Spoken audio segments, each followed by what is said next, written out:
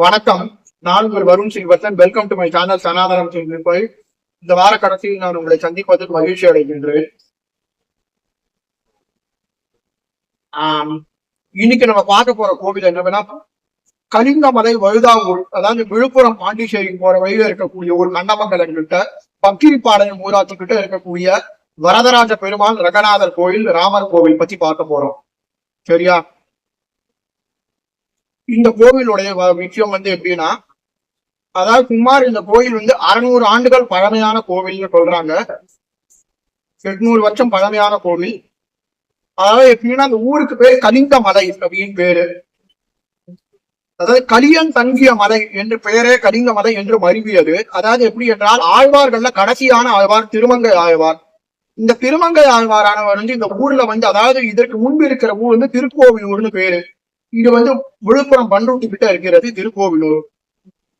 திருக்கோவிலூர்ல இருக்கிற பெருமாளை மங்களாசாசனம் பண்ணதுக்கு அப்புறம் அவர் இந்த வையா வர அப்ப இந்த ஊர்ல தங்கினாராம். அதாவது இங்க தங்கிய பிறகுதான் அவர் திருவேந்திபுரம் சென்று பெருமாளை மங்களாசாசனம் செய்தார் என்று சொல்லப்படுகிறது. ஆக இதற்கு பக்கத்தில் இருக்கு, இங்க இருந்து ஒரு 10 கிலோமீட்டர் உள்ள போனா திருவேந்திபுரம் இருக்கின்றது. இதனை தாண்டி கடலூர் மாவட்டத்துல. ஆகையினால இந்த ஊர்ல அதனால ஆழ்வார் தங்கியவனால கலிங்கமலை என்று பெயராம். அதனால குமார் என்ன ஆச்சுன்னா, 700 வருஷங்களுக்கு முன்னாடி இந்த ஊர்ல வைணவ ஸ்மிருதி ஏற்பட்டது. இங்க பல பாகவதோத்தமர்கள் வாழ்ந்தார்கள் என்று சொல்லப்படுகிறது. இந்த பாகவதோத்தமர்கள் வாழ்ந்து இந்த இடத்தில் பஜன மடங்களை நிறுவினார்கள் என்று சொல்லப்படுகிறது. பஜன மடங்கள் மற்றும் ராமானுஜ கூடங்களை, அதாவது ததியாராதனை கூடங்களை, அன்னதான கூடங்களை நிறுவினார்கள் என்று சொல்லப்படுகின்றது. வைணவ ஸ்மிருதி ஏற்பட்டது. அப்படிப்பட்ட இந்த ஊரில் என்னவென்றால், இந்த ஊரில் பாகவதோத்தமர்கள் வாழ்ந்த இடத்தில் என்ன செய்தார்கள் என்றால், ஸ்ரீதேவி பூதேவி சமேத ஸ்ரீ பூமி நீலா சமேத ஸ்ரீ வரதராஜ பெருமாளுக்கு ஒரு கோயில் எழுப்பினார்கள் என்று சொல்லப்படுகிறது. அருகிலே ஒரு ராம பஜன மடம் உள்ளது. இந்த ஊர் முழுக்கவே பல ராம பஜன மடங்கள் இருக்கின்றன, பஜன மடங்கள் உள்ளன, ராமானுஜ கூடங்கள் உள்ளன என்று முன்பே நான் சொன்னேன். அதற்கு முன்பே இதே அருகிலேயே ஒரு பஜன மடமும் இருந்துள்ளது. ஆக இப்ப கோவிலின் இந்த ஊரில் மெதுமெதுவாக இவர்கள் இந்த 600 வருஷம் பழமையான ஊரில் பெருமாள் கோயிலை கட்டி எழுப்பியுள்ளார்கள். அழகாக நாம் கோவிலுக்கு செல்வோம், வாருங்கள். அதாவது இந்த கோவில் எவ்வாறு என்றால், மிக அழகாக பசுமையாக காட்சி அளிக்கின்றது. கலியன் தங்கிய மலை என்று அழைக்கப்படுகிறது. பக்கிரிப்பாளையம் வழுதாவூர், இது பாண்டிச்சேரி விழுப்புரத்துக்கு அருகில் உள்ள நடுப்பகுதியில் உள்ளது. இன்று கிழக்கு கடற்கரை ஓரமாகவே பறந்து இருக்கின்றது. திருக்கோவிலூரின் எல்லை என்று சொல்லப்படுகிறது. இந்த ஊரில் நாம் பார்த்தோம் என்றால், அழகான தென்னந்தோப்புகள், நெல்கள், அதாவது நெற்தோப்புகள், நெற்பயிர்கள் மற்றும் பலவித செடி கொடிகள் நிறைந்து வந்தாரை வலிமையாக இருக்கின்றது இந்த ஊர். அங்கே கால்நடைகள் எல்லாம் இருக்கின்றன. இந்த கோவிலில் நாம் பார்த்தோம் என்றால், முதலில் நாம் பார்க்கக்கூடிய கோவில் என்னவென்றால், 2017 கம்பரோச்சனம் செய்யப்பட்ட கோவில். 600 ஆண்டுகள் பழமையான ஸ்ரீ வரதராஜ பெருமாள் ஸ்ரீ பூமியிலா சமேத ஸ்ரீ ரங்கநாத பெருமாள் கோவில் ஆகும். இது முழுக்க முழுக்க கருங்கற்களால் கட்டப்பட்டு பாலிஷ் செய்யப்பட்ட கருங்கலுடன் பூசப்பட்டுள்ளது இந்த கோவில். உள்ளே நாம் செல்வோம், வாருங்கள். கோயிலுக்குள் உள்ளே நாம் செல்கின்றோம். நேரடியாக நாம் உள்ளே செல்லும் போது, அதாவது நாம் உள்ளே நுழையும் போது துவாரபாலகர்கள் உள்ளார்கள். அர்த்த மண்டபம் தாண்டி, மகாமண்டபம் தாண்டி அர்த்த மண்டபம் உள்ள நுழைகிறோம். அங்கே துவாரபாலகர்கள் ஜெயன் விஜயன் இருக்கின்றார்கள். கருடாழ்வார், வெளி கருடன், ஸ்ரீரங்கம் போலவே கருடாழ்வார் உள்ளார், வெளி கருடன் என்று அழைக்கப்படுகின்றார். நாம் உள்ளே பார்க்கின்றோம். உள்ளே மேலே ரங்கநாதர் மிக அழகாக பச்சை கல்லினால் வடிக்கப்பட்ட திருமேனி, மிக அழகாக உள்ளார். ஒரு கை தன்னுடைய தலை மாட்டில் வைத்து இன்னொரு கையை நீட்டியவாறு உள்ளார். கீழே திருவடியில் பூமி நீலா என்பவர் உள்ளார். நாபியில் பிரம்மா, தன்னோட கொப்புள் கமலத்தில் பிரம்மா உள்ளார். அருகிலே பெரிய திருவடியான கருடாழ்வார் உள்ளார். கீழே வரதராஜ பெருமாள் பூமி நீலாவுடன் சிறிய வடிவில் உள்ளார். அவருக்கு கீழே உத்தமர வரதராஜ பெருமாள் ஆண்டாளுடன் மற்றும் நித்தியோத்சவம் மற்றும் சக்கரத்தாழ்வாருடன் உள்ளார். 86 திவ்யதேச பெருமாளுடைய மண்ணு இந்த கோவிலில் சேகரிக்கப்பட்டு அதற்கு கீழே பிரதிஷ்டை செய்யப்பட்டு உள்ளது. இந்த ரங்கநாதர் திருமேனிக்கு மேல் ரங்கநாதருக்கு மொத்தம் 36 சாலக்கிராம மாலை மாலையாக கோர்த்து அணிவிக்கப்பட்டுள்ளது. வரதராஜருக்கும் ஒரு 8 சாலக்கிராம மாலைகள் கோர்த்து அணிவிக்கப்பட்டுள்ளன. கீழே மொத்தம் ஒரு 8 சாலிகிராமம் தட்டில் வைக்கப்பட்டுள்ளது. நாம் இப்பொழுது வெளியே வருகின்றோம். வெளியே வரும்போது பிராகார வலம் ஆரம்பிக்கின்றோம். அங்கே வெளியே இடது புறமாக நாம் பார்த்தோம் என்றால் விஸ்வக்சேனர் அமர்ந்துள்ளார். விஸ்வக்சேனருக்கு அடுத்ததாக ஒரே சனத்தில் நம்மாழ்வார் ராமானுஜர். இந்த ஊரில் ராமானுஜரோட 1000வது வருஷம் மிக சிறப்பாக கொண்டாடப்பட்டது. ராமானுஜர் ராமானுஜனும் இந்த ஊருக்கு வந்துள்ளார் என்று சொல்கிறார்கள். ஒரு ஐதீகம் உள்ளது சொல்கிறார்கள். ராமானுஜர் மற்றும் மணவாள மாமுனிகளுக்கு சன்னதி உள்ளது, ஒரே சன்னதியில். அது மட்டும் இல்லாமல் நாம் பார்த்தோம் என்றால் தன் தலையில் வாளை தூக்கியவாறு அதில் மணி இருக்கும்படி கீழே கதாயுதத்துடன் கூடிய பக்த ஆஞ்சநேயர் சுவாமி உள்ளார் இந்த கோவிலில். நவகிரக தோஷங்களை நிவர்த்தி செய்யும் ஆஞ்சநேயர். நாம் பிராகார வனம் வருகின்றோம். பிராகார கோஷ்டங்களாக நாம் முதலில் பார்ப்பது வராகர்.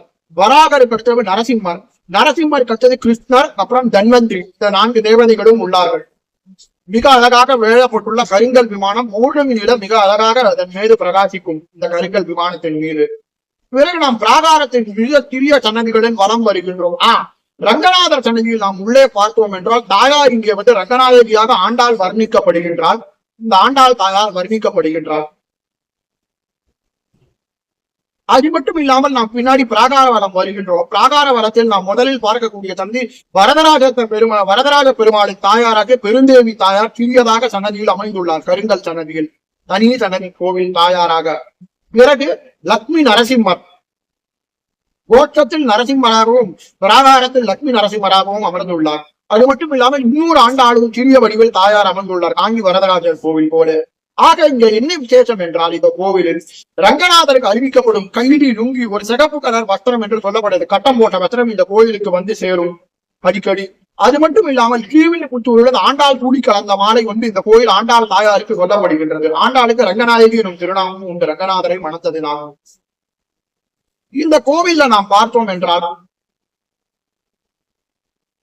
வேற விசேஷங்கள் என்ன கொண்டாடப்படுகின்றது என்று பார்க்கலாம். பிறகு நாம் அருகிலே பக்கத்திலே முத்துமாரி அம்மனுக்கு கோயில் அமைந்துள்ளது. இந்த ஊர் மக்கள் பெருமானுக்கு காவல் தேவதையாக முத்துமாரி அம்மனை வைத்துள்ளார்கள். அதாவது சமயபுரம் மாரியம்மனே ரங்கநாதரின் தங்கையான சமயபுரம் மாரியம்மனே குடியில் இருப்பதாக ஐதீகம் என்று சொல்லப்படுகிறது. கோயில் உள்ளே வாசலில் நவகிரக சன்னதி உள்ளது. இந்த நவகிரக சன்னதியை தாண்டி நாம் உள்ளே சென்றோம் என்றால் பிள்ளையார் முருகன் உள்ளார். பிள்ளையார் முருகனை தாண்டி உள்ளே சென்றோம் என்றால் முத்துமாரியம்மன், அதாவது கருமாரியம்மன் போல மேலே மாரியம்மன், கீழே தர சிரசுடன் கூடிய மாரியம்மனின் சிலை வைக்கப்பட்டுள்ளது. கோஷ்டங்களில் விநாயகர், நர்த்தன விநாயகர், பிராமி, வைஷ்ணவி, கௌமாரி போன்ற தேவதைகளை வைத்துள்ளார்கள் இந்த கோயிலில். அது மட்டும் இல்லாமல் நம் பக்கத்திலே எதிர்ப்புறமாக பார்த்தோம் என்றால் மிகவும் சிறப்பு. இந்த பக்கம் ரங்கநாதர் உள்ளார். ரங்கநாதருடைய, அதாவது ராமருக்கு குலதெய்வம் ரங்கநாதர். அதை நோக்கியவாறு ரங்கநாதரின் திருவடியை நோக்கியவாறு ராமரின் கோயில் அமைந்துள்ளது. முன்னாடி இது ஒரு ராம பஜனமாக மனமாக இருந்த இடம். 600 வருஷம் பழமையாக ராம பஜனமனமாக இருந்த இடத்தில் ஒரு கிருஷ்ணர் சிலை இருந்தது, கிருஷ்ணர் படம் இருந்தது. இது இப்போது கோவிலாக மாற்றப்பட்டுள்ளது. மிக அழகாக பொன் நிறத்தில் அமைந்துள்ளது கோவில். உள்ளே நாம் சென்றோம் என்றால் கும்பகோணம் ராமசாமி கோயிலில் உள்ளது போல ராமர், சீதை, லக்ஷ்மணர், அதாவது லக்ஷ்மணர் தன் கையில் வில்லும் அம்புமாக கையில் தாமரத்தை ஏந்தியுள்ளார். மற்றும் பரதனும் தன் கையில் தாமரத்தை ஏந்தியுள்ளார். சத்ருக்னன் குடை பிடித்துள்ளார். ஆஞ்சநேயர் தன் கையில் ராமனுடைய பெருமையை ஜன்யதோடி ராகத்தில் பாடுமாறு கையில் வீணையும் தப்பலா கட்டையுமாக அமர்ந்துள்ளார். இங்கே ராமர் கோயிலில் துவாரபாலகரான கருடனும் ஆஞ்சநேயரும் வெளியிலே அமர்ந்துள்ளார்கள். சக்கரத்தாழ்வார் அமைந்துள்ளார் யோக நரசிம்மருடன். அது மட்டும் இல்லாமல் ஹயகிரிவர் தனி சன்னதியில் அமைந்துள்ளார். ஒரு கிருஷ்ணர் சிலை உள்ளது இந்த கோவிலில். கீழே உற்சவர் ராமசுவாமி கும்பகோணத்தில் உள்ள ராமர் போன்றே அழகாக அதே போன்றவே அழகாக அமைந்துள்ளார்.